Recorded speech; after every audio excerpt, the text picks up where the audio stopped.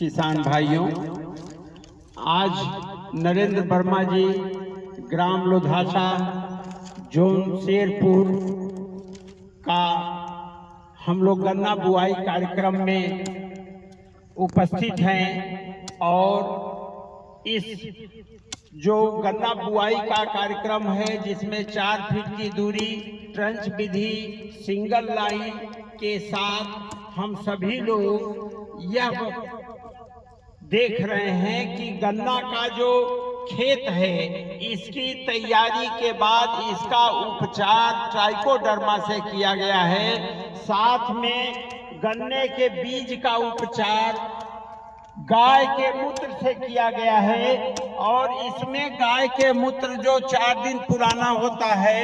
उसमें जो जीवाणु होते हैं वो अपने आप वातावरण से आ जाते हैं और उसमें बैसिलस होता है, सीडोमोनास फ्लोरेसेंस होता है, ट्राइकोडर्मा होता है। तो ये सारे जीवाणु रोगों के से लड़ने की क्षमता दिखाते हैं। ये सारा जो कार्यक्रम है ये हमारे उदीयमान गन्ना प्रबंधक अंजुल सिंह तोमर और एजीएम अरुण सिंह के द्वारा किया गया है। तो इसमें 10 सक्सेलिया बिस्वा चीनी मिल के सलाहकार डॉक्टर रामकुशल सिंह बिस्वा चीनी मिल के माध्यम से आप लोगों को कहना चाहते हैं कि अगर आप अपने खेत का उपचार करते हैं ट्राइकोडर्मा से, जीवामृत से या किसी भी ऑर्गेनिक कंटेंट से तो आपके खेत में अच्छी ताकत आएगी। साथ में जो हमारी गन्ने की किस्में हैं वो 15-0-23 है, 118 है,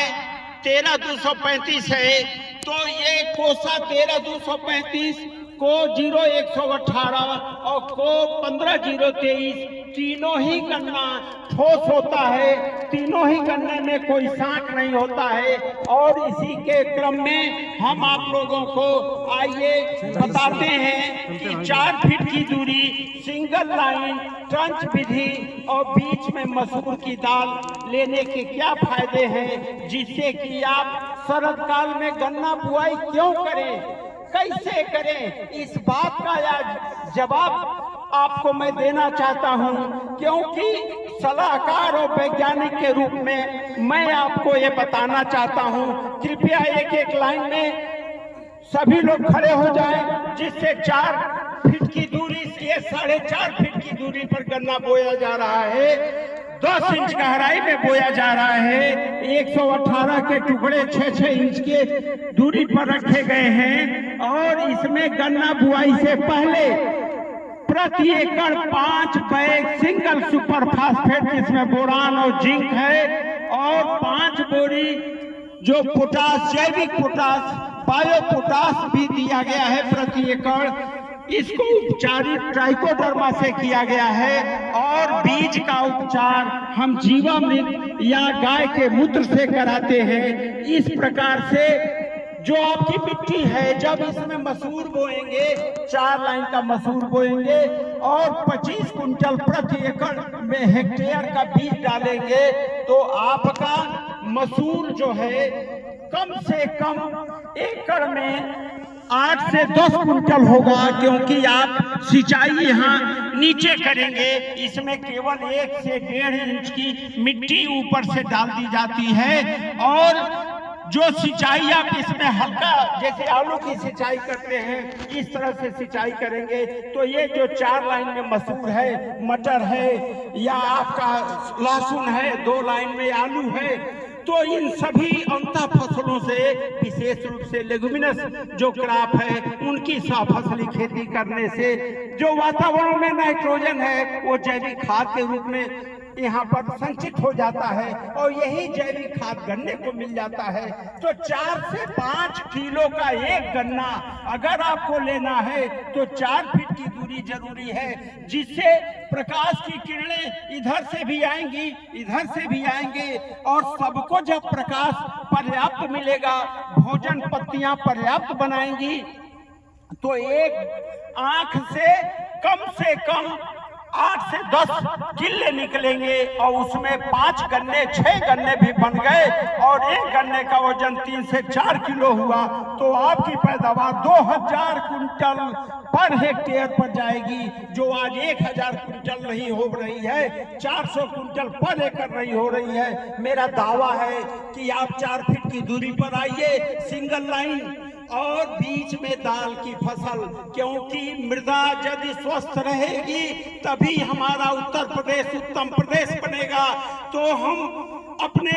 उदीयमान मुख्यमंत्री योगी आदित्यनाथ के लाइन पर चले।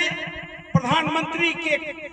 आप जानते हैं कि हमारा देश दाल में पिछड़ा हुआ है, क्योंकि जनसंख्या ज्यादा है, तो हम दाल में